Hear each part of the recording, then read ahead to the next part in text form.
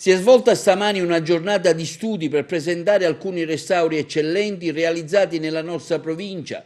L'iniziativa proposta dall'Arcidiocesi di Agrigento dal titolo La conservazione della memoria tra visibile e invisibile, diagnostica e restauro dei beni culturali, e che ha visto la partecipazione di qualificati relatori che hanno anche portato la loro esperienza vissuta alla platea agrigentina. La giornata di studi vuole presentare quelli che sono stati gli interventi sui beni culturali ecclesiastici della nostra diocesi, in maniera particolare sul patrimonio immobile e su un'espressione del patrimonio immobile che è lo steri del seminario, attraverso anche le nuove metodiche della ricerca di archivio e le nuove metodiche di indagine con la diagnostica. Un momento per fare una sintesi di studio, ma anche per presentare tanto lavoro fatto in 10 anni. Ecco, lei parlava poco fa che siete aiutati dal 5 per 1000 e che €1 lo moltiplicate per 10. Cosa vuol dire? Sì, l'8 per 1000 alla Chiesa Cattolica ci dà proprio questa possibilità, cioè abbattendo anche quelli che sono i processi del percorso pubblico, perché è una dimensione privata, mantenendo sempre quella che è l'evidenza per quello che il privato deve compiere, abbiamo la possibilità di sfruttare quello che arriva unicamente per l'intervento e non per le altre realtà amministrative che tante volte non solo rallentano ma anche fanno perdere parte del contributo. I beni culturali ecclesiastici di Agrigento stanno avendo ultimamente un grande riscontro, come se lo spiega? Ma credo che l'azione che sta facendo la Diocesi con il Cardinale Montenegro, quella di capire che il patrimonio ha il suo valore cultuale, quindi destinato alla liturgia, quello culturale perché dice una storia di una comunità,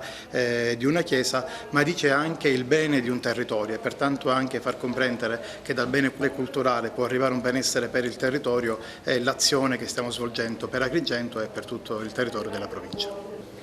Un convegno di architettura organizzato dalla Curia Arcivescovile che mostra una sensibilità per i beni monumentali, in questo caso è proprietà della Chiesa, ma è una sensibilità che negli ultimi anni ho dovuto definirlo l'unico vero motore pulsante di questa provincia di Agrigento, la Curia Arcivescovile e l'Ufficio Beni Ecclesiastici, perché se da una parte sta valorizzando attraverso il restauro, che oggi è oggetto di questo convegno, gli edifici monumentali esistenti, quelli storici, architettonici, ma anche quelli artistici, dall'altra parte rivolge il proprio sguardo anche sulla nuova edilizia di culto con i concorsi di progettazione e questo è un atteggiamento nuovo per un ufficio dei beni ecclesiastici, che noi come Ordine degli Architetti non possiamo che essere accanto a loro, a supportarli proprio in queste iniziative che fanno bene non solo a un territorio con la valorizzazione dei beni monumentali, ma fanno bene anche a noi professionisti, perché noi grazie ai concorsi di progettazione possono i giovani professionisti partecipare ad un concorso senza bisogno di avere requisiti che dovranno essere solo dimostrati a valle. E quindi tutto questo ti porta anche a considerare che l'attenzione che oggi pone la Curia dovrebbero porre anche le altre amministrazioni negli edifici, nei centri storici, attraverso percorsi che sono abbastanza semplici. E quindi l'Ordine degli Architetti ci sarà sempre in queste iniziative perché riteniamo essere quelle che camminano nel percorso di una valorizzazione di un territorio e della nostra memoria.